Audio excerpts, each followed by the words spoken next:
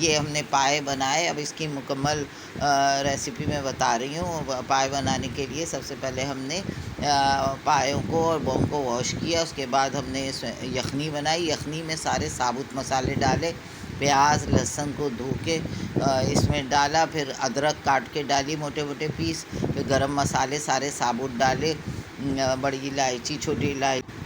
हमने ये 2 पतीले, एक में लौंग डाली क्योंकि लौंग जल्दी गल जाती है, इसलिए लौंग की अलग यखनी बनाई और पाए की अलग यखनी बनाई।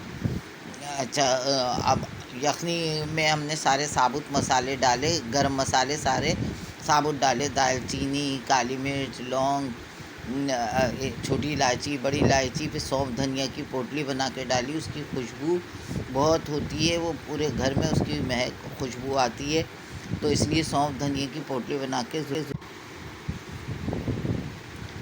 ये देखें, हमने लौंग को अलग वॉश करके रखा था, अलग इसकी यखनी बनाई। तो इससे ये होता है लौंग जल्दी गल जाती है तो घुलती नहीं है। अगर हम पायों के साथ डाल देंगे, पाए देर में गलते हैं, तो लौंग गल के गोश्त घुल जाता है।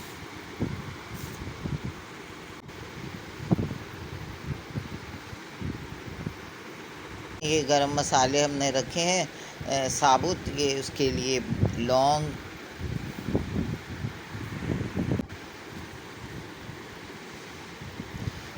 गरम मसाले अलग। अब हमने ग्रेवी बनाई। ग्रेवी के लिए पहले ऑयल डाला और प्याज फ्राई करके निकाल ली उसको, प्याज को निकाल लेते हैं। फिर गरम मसाला डाला, गरम मसाला डाल के उसमें जो प्याज पीसी थी वो डाली। प्याज को इतना भूनते हैं कि वो पिंक हो जाए ताकि उसका कच्चापन नहीं आए। फिर उसमें अदरक लहसुन डाल के उसको भूना। फिर उसमें सारे मसाले, हल्दी, धनिया, पिसी मिर्च, नमक हमने ग्रेवी में नहीं डाला था क्योंकि यखनी में हमने सही नमक, अच्छा खासा नमक डाल दिया था, तो तेज़ ना हो जाए इसलिए हमने नमक नहीं डाला। फिर इसको भूनते हैं मसाले सारे। फिर दही इसमें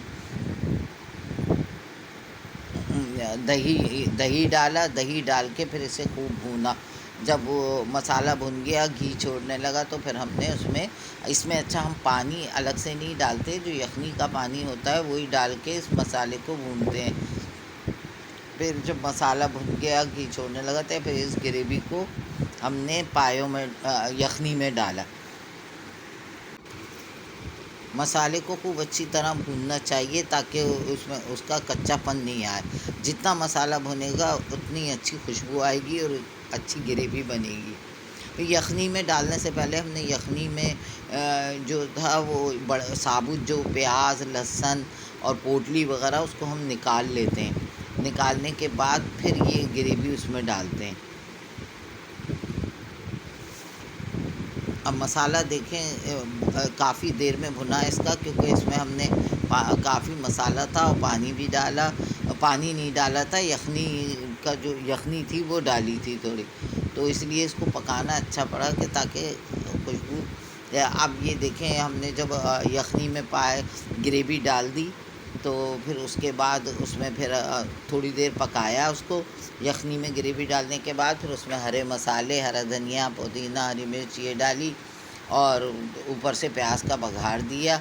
फिर कंप्लीट पाए तैयार हो गए, बड़ी अच्छी खुशबू, बड़े अच्छे तैयार हुए।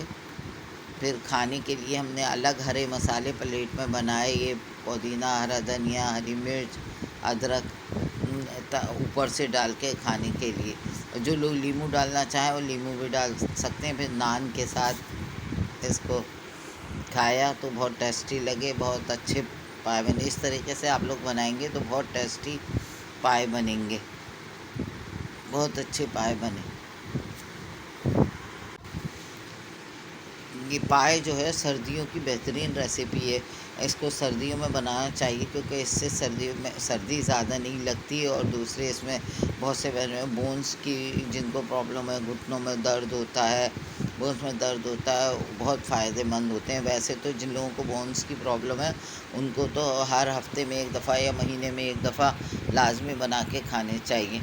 तो बग़ैर दवाओं के ये बोन्स के घुटनों में दर्द, कमर में दर्द ये सही हो जाता है। और इसकी तासीर गर्म, जिनका ठंडा मिजाज है, जिन बच्चों को, बड़ों को नज़ला खांसी सर्दी में ज़्यादा होता है, उनको ये इसका पायों का शोरबा पीना चाहिए।